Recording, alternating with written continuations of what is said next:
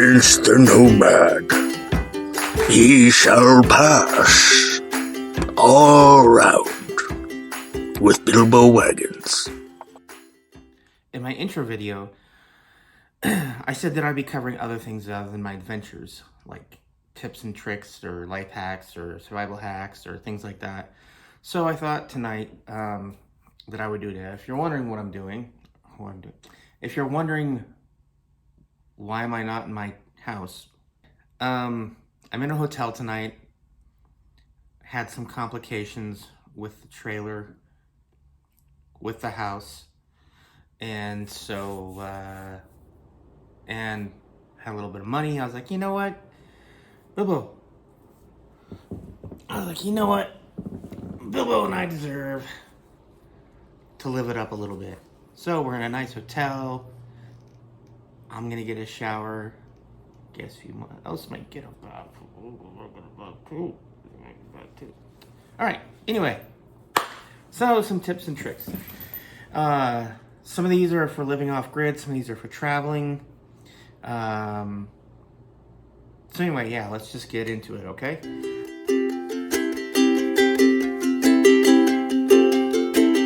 So, if you're camping or living off grid or anything like that, you're in the woods, okay? Bugs. I hate bugs. I hate mosquitoes. I was at a place when I was in Ashland. Ashland, California. Oh my God. There were no mosquitoes, but the flies and those little black striped, I don't know if they're bees, but they move and then they stay. But there was like millions of them. They were everywhere and it was driving me nuts. At that time, I was showering a lot. Not showering, but I was bathing a lot, and wearing deodorant and everything like that. So, pro tip number one, if you're camping and everything, don't worry about how you smell. In fact, bugs, like mosquitoes, flies, everything, they love floral scents. They love the scents that we put on ourselves. If you just stink with your normal funk, you're less likely to attract bugs, even mosquitoes, actually. I've noticed when I go 2 or 3 days without cleaning myself, I'm covered in like dirt and whatever, and sweat and everything like that. The bugs, it's like I'm invisible. They don't even know I'm there. Also, I don't use deodorant when I'm staying off grid or whatever. Again, they're usually scented or have something in them, and the bugs just love it. It just draws them to you. So if you want to avoid bugs, that's one way. Another thing is, everybody knows about citronella, right? And then there's bug spray. Okay, well, when I was at Scott Mountain, I tried Deep Woods Off, Cutter, some natural shit. I tried all kinds of different kind of bug sprays. They did not care. Citronella helped a little bit, but the thing with citronella is you can't burn it inside your house or your camper or your tent or whatever. Well, maybe in your tent, but then that's a fire hazard in California. You definitely don't want to start a fire. So anyway, what to do? Well, one, you can get a little bug zapper, right, for your trailer or your camper or whatever, or a tent. Something people don't always think about, cigarettes. Bugs don't like smoke. Now, I'm not saying you have to smoke cigarettes, but there's been a lot of times I always keep a pack of cigarettes with me. And a lot of times I'll just, if I want to be out in the evening and working on stuff, I'll just light a cigarette and just sit it there. And believe it or not, the cigarette smoke really does help keep a lot of the bugs away. I'm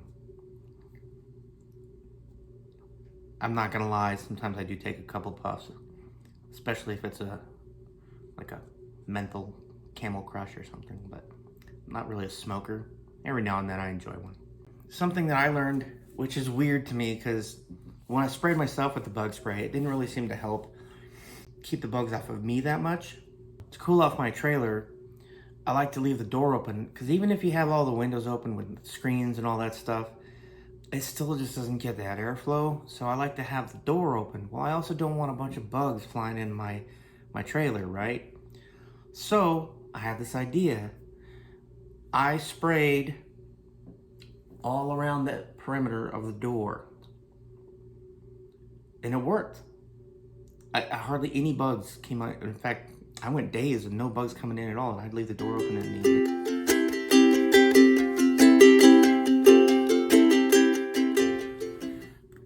Something else, especially with it being summertime, is it gets really hot, right? So I personally have trained myself to adapt to the heat. We're humans, we can adapt. There's people in the world, they live in all different climates. You know, there's people live in like below zero weather where everything's frozen year round. They eat like frozen food and frozen fish and stuff. And then there's other places where it's so hot. It's like 120, 110 degrees. And you think, man, how can these people live in these extreme environments? Well, your body adapts if it's put in the right place. So, since I'm living off grid, I don't have air conditioning in my trailer. I could, but that would use up too much electricity. And I only have a 1,000-watt Jackery solar bank, which I'll talk about in another video. So what I do whenever I'm in my truck, I never use air conditioning. Never use air conditioning. I never use a fan in the trailer. And believe it or not, I've gotten really acclimated to the heat. When I was in Scott Mountain in Callahan, in California, it was like 110, 113 degrees every day. Honestly, it didn't even really bother me. One thing to keep in mind though, is when you get adapted to the heat, when you do in fact go to somewhere that has air conditioning, like I found out, I decided, you know, I got a little bit of money, I'm gonna go into town. I went to Wairika before the fires drove me away. And I went to town to get some supplies. Oh my God. It felt like I'd walked into a freezer. It was so cold to me. Every store, restaurant, business I went into is freezing to me.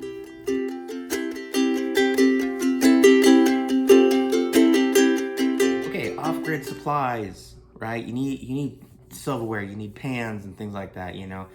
One, a lot of the camping burners and stuff they sell that you can buy, they're like propane or fuel or whatever. There's no distance really between where the pan goes and the flame goes. I'm telling you right now from firsthand, I tried to make some food on one of those camping pans. I ended up eating part of that pan. The food was gross and I found out why. It's because the pan came apart. So what I recommend is getting heavy duty stuff. Don't go buying new. You don't need new. Dollar stores are a good place to get things. But honestly, Goodwill is the best place. You can get a big old stack of like quality silverware. Yeah, the dollar store has silverware and cutlery and all that and pans, but they're cheap. They're really cheap. You can go to Goodwill and get like a really nice heavy duty pan for like, I don't know, $2 to $5. Silverware, they usually sell them in lots. You can get like 10 for $1 or something like that. And it's like real silverware, not that cheap stuff that's whatever, cheap.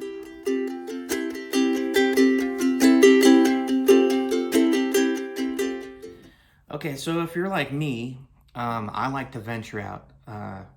I'll talk about how to prepare for going on hikes and stuff in another video, but for this video, let's talk about, you know, you've dropped your trailer or left your campsite and you've got your truck or your vehicle and you're like, you know what, I'm gonna go tootle around. And if you're like me, you usually end up going like way further than you thought you would, because you see something, you're like, oh, that's neat. You get out, you look around, and you see something else, you're like, oh, get back in the vehicle and go there. Next thing you know, you're 3 hours later, you gotta poop, and you don't have a toilet. So, one, keep a shovel and some toilet paper in your vehicle at all times. This thing called a lugaloo. It's basically like a 5-gallon bucket with a toilet seat that it'll attach to the top. And then you can get these little pouches called TST, which is what I use, which is great. I use it in my trailer and uh, in my portable lugaloo. Um, the key thing is, we're so spoiled as Americans. Oh, I gotta have 2-ply, Charmin, super soft. No, just get your toilet paper from the dollar store. I'm telling you, for one, if you're burying it in the woods, or if you're putting it in uh, your, say your trailer has septic, mine doesn't. I have a lugaloo in my trailer too. So I just have the TST. Well, if you use the commercial toilet paper, the 2-ply and the soft stuff and all that stuff, um, it's not going to break down.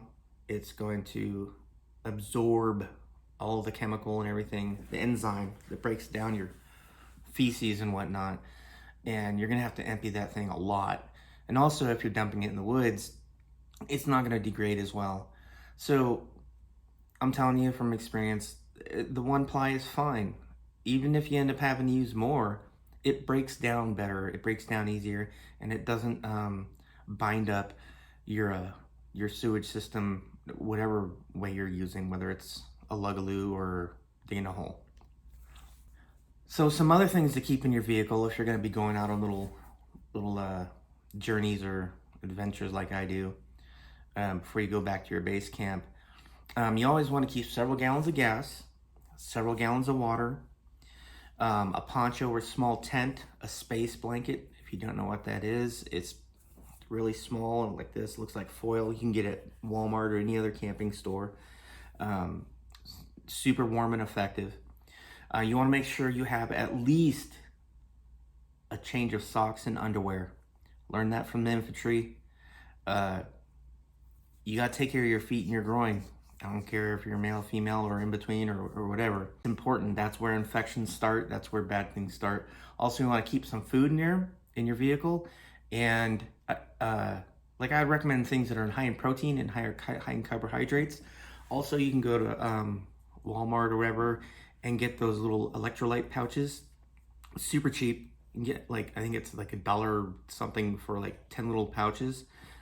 You really need to stay hydrated. So if anything happens, you break down or whatever, you're gonna need electrolytes and you're gonna need protein.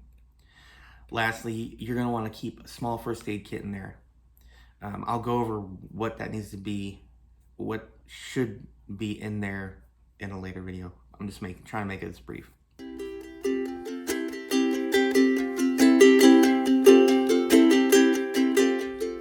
So here's a little tip for if you're traveling. So I'm off grid, but I also move. For some reason, about a month seems to be my top. After about a month, no matter where I am, if I like the place, I get the itching to move. I want to get out of town. I don't know. I gotta go. I gotta move.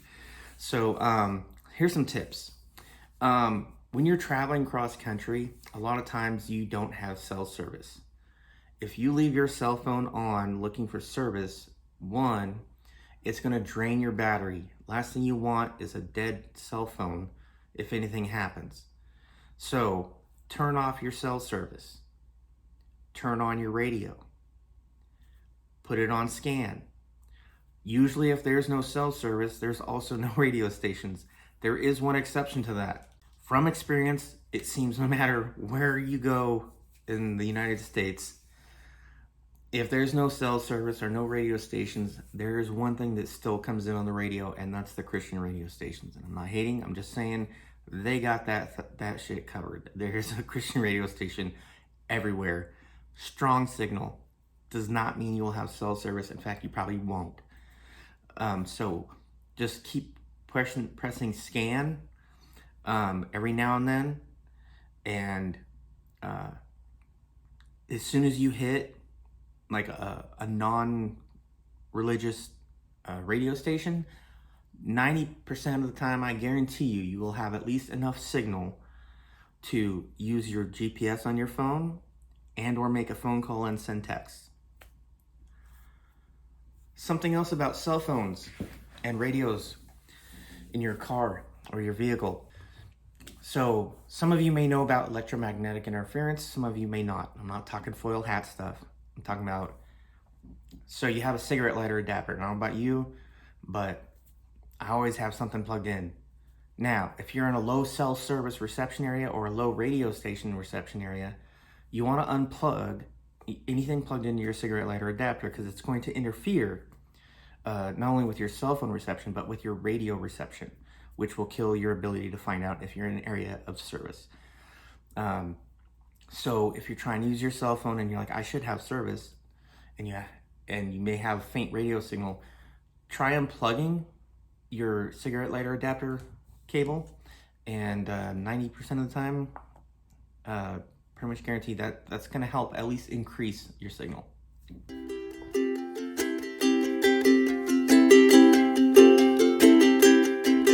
Here's a fun tip for traveling also. We all need gas, right? If you're driving a vehicle, you're going to need gas. Keep an eye out for signs for casinos. Obviously, Nevada is an exception because they're going to be just about everywhere. But if you're not in Nevada, keep an eye out for signs for casinos, because they're typically on reservations and they typically have gas, liquor, and tobacco. And all three of those things are usually demonstrably cheaper than if you went to, like, say, the Pilot or Flying J or whatever, right off the freeway, or even the gas stations in town. Skip the town, head for the casino. They almost always have a gas station. Guarantee you the gas is going to be cheaper, and if you're into it, so is the liquor and the tobacco.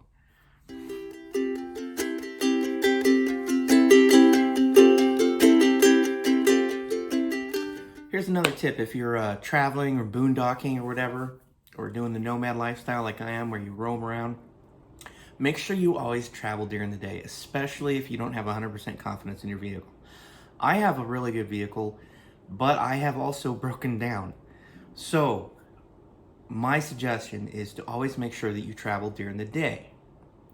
The reason is, even if you're traveling on remote roads like dirt roads and things like that, your chances of someone coming by who could possibly help you are way higher than if it was at night. And trust me, from experience, you don't want to be broke down somewhere at night and no one coming by.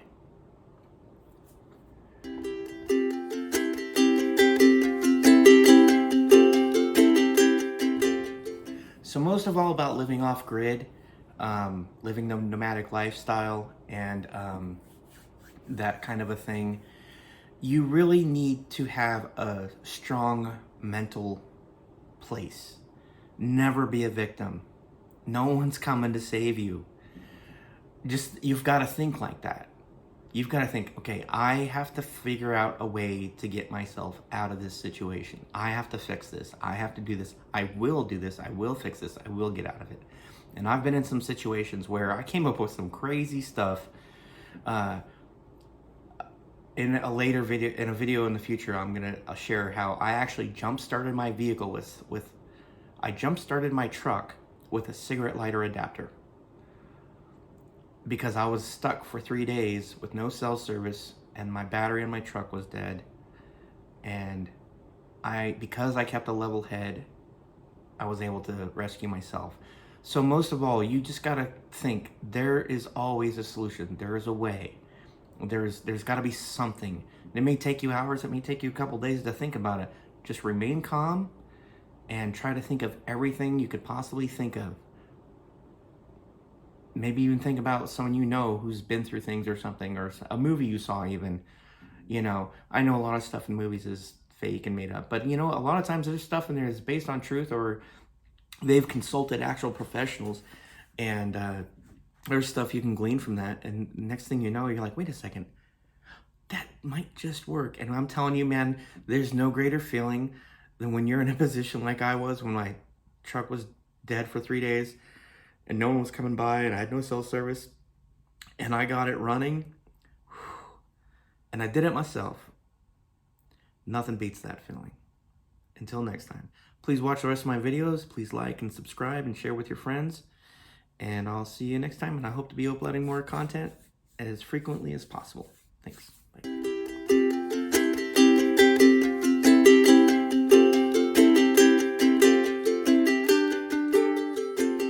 Oh my God, you guys. Vince the Nomad is the hottest thing on YouTube right now. You really should check him out.